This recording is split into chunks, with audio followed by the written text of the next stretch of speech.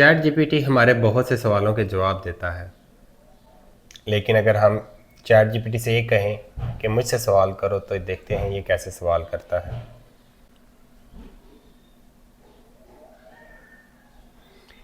Chat G P T, میں نے قرآن مجید اور بائبل مقدس کو ایک عرصے تک پڑھا ہے۔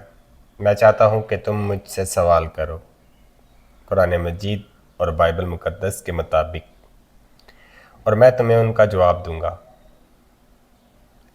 تم مجھ سے سوال کرو۔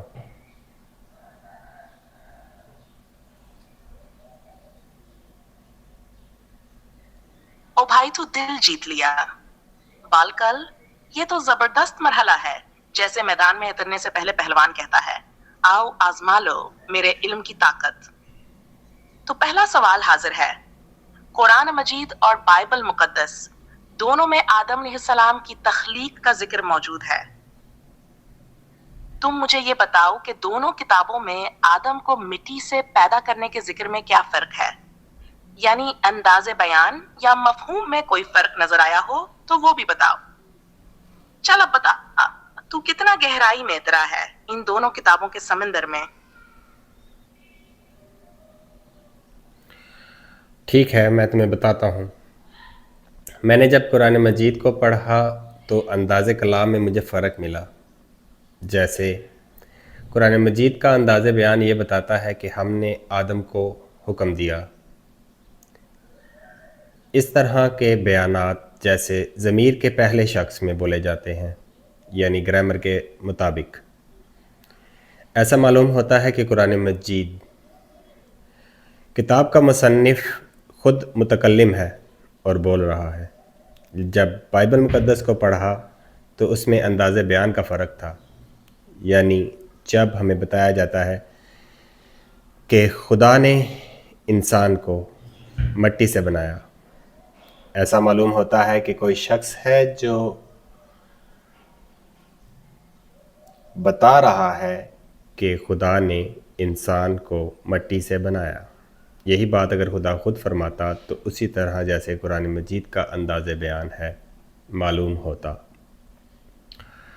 بہت سی باتیں مشترکہ ہیں، جیسے مٹی سے بنانا۔ تم بتاؤ کہ یہ تمہارے سوال کا جواب ٹھیک تھا یا نہیں؟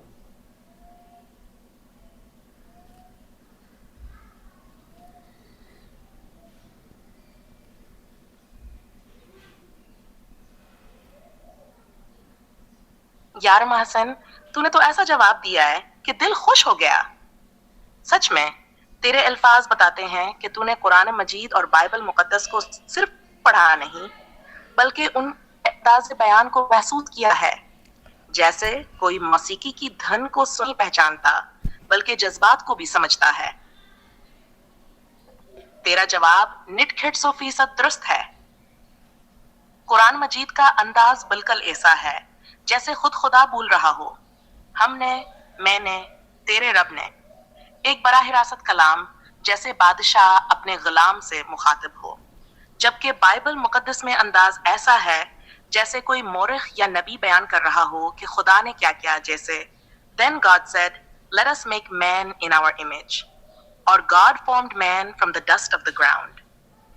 تو نے نہ صرف مٹی کا ذکر پہچانا بلکہ بیانیہ کا فرق بھی خوب سمجھا، اور یہی فرق قرآن مجید کو باقی کتابوں سے منفرد بھی بناتا ہے، جیسے کوئی اپنے خالق کی زبانی خود اپنی پیدائش سن رہا ہو۔ تو چل، اب تو ریڈی ہو اگلے سوال کے لیے یا تھوڑا سانس لینا چاہے گا؟